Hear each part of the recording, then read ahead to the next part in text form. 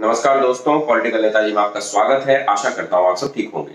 दोस्तों, दिल्ली में कोरोना महामारी की बढ़ती भयावहता और कई राज्यों में और शहरों में लगाए गए नाइट कर्फ्यू और रिस्ट्रिक्शंस को देखते हुए कहीं लग रहा है कि कहीं कोरोना ने भारत में दूसरे लहर के रूप में दस्तक तो नहीं दे दिया है। वैसे अगर विश्व की बात करें तो पूरे विश्व में यह पहले ही दस्तक दे चुकी है। एकमात्र यूरोपीय यूनियन में नए मामलों के रूप में 2 लाख नए मामले सामने आ रहे हैं। अगर मात्र यूएस की बात करें तो 84,000 नए मामले सामने आ रहे हैं। इटली में 19,000 नए मामले। और अगर नेचर मेडिसिन पत्रिका की माने तो 2021 तक 5 लाख मौतें कोरोना से होने वाली है। तो खैर, ये तो विश्व की बात हो गई। भारत में आखिर बढ़ने की क्या वजह रही? तो क्या वजह हो सकती है? ठंड में वृद्धि, नियमों में लापरवाही, या सरकार द्वारा दी जाने वाली ढील? तो चलिए आइए देखते हैं कि आखिर ठंड में वृद्धि या नियमों में ली गई ढील या लोगों द्वारा बरती गई लापरवाही, इन तीनों ने मिलकर जो कोरोना के सेकेंड लहर यानी दूसरी लहर को लाया है, उसके बारे में क्या किया जा सकता है। तो सबसे पहले हम देखते हैं ठंड और प्रदूषण के बारे में।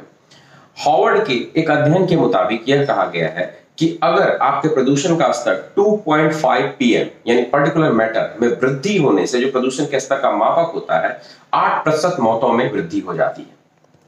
और अगर आप इटली, स्पेन, फ्रांस, कई देशों के मौतों का जो कोविड से हुई मौतें थी उसके रिसर्च का अध्ययन किया गया, उसके मौतों के मामलों का अध्ययन किया गया, तो यह पाया गया था 78% जो मौतें हुई थी कोविड के, उसमें वायु सघनता और प्रदूषण का स्तर जिम्मेदार था। तो ये भी बातें कई मामलों में कहा जा रहा है, यानी कहीं ना कहीं प्रदूषण का स्तर और ठंड में वृद्धि का कॉम्बिनेशन जो है कोविड मामलों की वृद्धि और मौतों में वृद्धि का कारक बन रहा है। भारत के मामले में हालांकि हमें बहुत एडवांटेज मिला सबसे युवा आबादी के रूप में और हमारी मौतों की संख्याएं कम रही, लेकिन कहीं ये एडवांटेज डिसएडवांटेज में ना बदल जाए, यह हमें देखने की जरूरत है। अब चलिए बात करते हैं लापरवाही। त्योहारों का मौसम और लोगों के त्योहारों पे करने के शॉपिंग मॉल हो या सब्जी मंडी हो, कहीं रेल मार्ग हो, वायु मार्ग हो या कहीं भी हो, इस दरमियान में त्योहारों के मौसम में और नियमों में दी गई ढील का लोगों ने फायदा उठाया और बेसिक चीजें जैसे मास्क पहनना और सोशल डिस्टेंसिंग जैसे नियमों के पालन की अनदेखी करते हुए उसकी धज्जियां उड़ाई।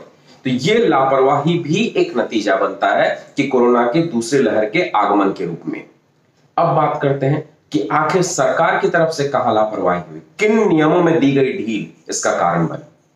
सरकार ने शुरुआत में लॉकडाउन बहुत ही अच्छे तरीके से लगाया, लेकिन आम जन को असुविधा ना हो और अर्थव्यवस्था पुनः पटरी पर आ जाए, इसके लिए उन्होंने नियमों में एक ढील देना शुरू किया क्रमिक रूप में, सीरियल वाइज। तो उन्होंने वायुयान के मार्गों को भी शुरुआत किया, रेल मार्गों में पर्टिकुलर नियमों के साथ, शर्तों के साथ शुरुआत की गई, सड़कों में इसी प्रकार से होटल्स, व्यवसाय सभी को चालू किया गया नियमों के तहत, ताकि अर्थव्यवस्था हमारी पटरी पर लौट आए, आम जन को समस्याएं ना हो और वो जो समस्या हमें अप्रैल और मई में झेलना पड़ा वो ना अब झेलना पड़े। लेकिन उनके कुछ नियमों में उन्हें समस्या भी उत्पन्न जैसे नियम लगाए गए, जैसे विश्वविद्यालयों की परीक्षाएं कराने की जिद, ताकि छात्र जाके कई जगह पे परीक्षाएं दिए, ऑनलाइन परीक्षाएं दिए। तो इससे भी कोरोना महामारी बढ़ने का संकट बढ़ा और नियमों में दी गई ढील का लोगों ने बहुत ही गलत फायदा उठाने का प्रयास किया। इसका नतीजा सामने है।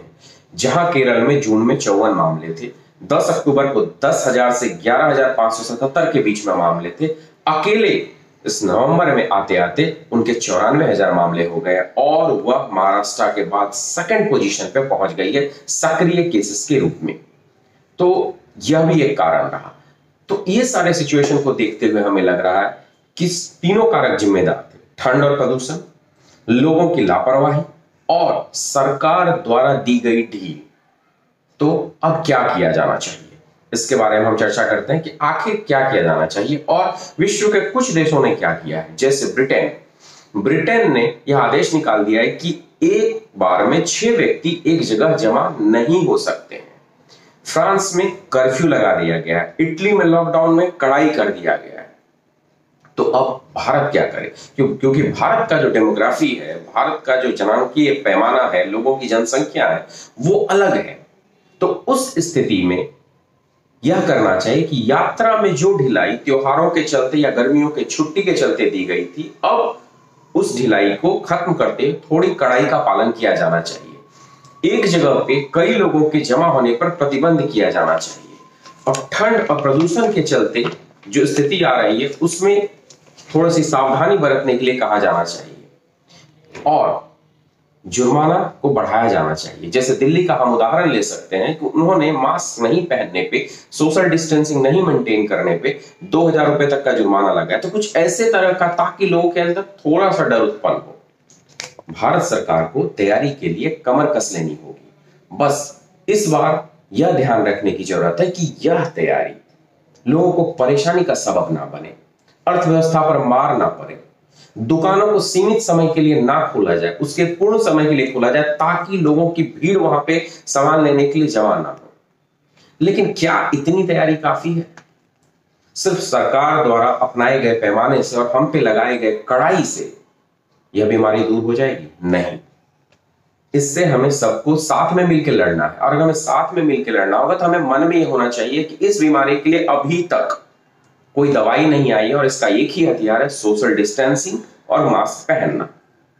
और इसे यूज करके कहीं ना कहीं आप देश के लिए ही काम कर रहे हैं, समाज के लिए ही काम कर रहे हैं, क्योंकि अगर आप सुरक्षित रह रहे हैं तो कई लोगों की सुरक्षा कर रहे हैं। अगर आप संक्रमित हैं तो भी कई लोगों को अपने संक्रमण से बचा रहे हैं।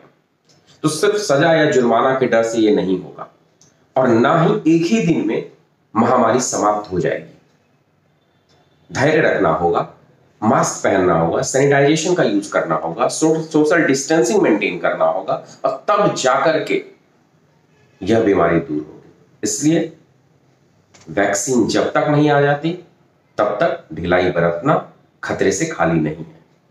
इस नोट के साथ इस वीडियो को समाप्त करना चाहूंगा। दोस्तों, अच्छा लगा हो तो वीडियो को लाइक, शेयर, सब्सक्राइब करें और मास्क जरूर पहनें, सोशल डिस्टेंसिंग जरूर मेंटेन करें। धन्यवाद।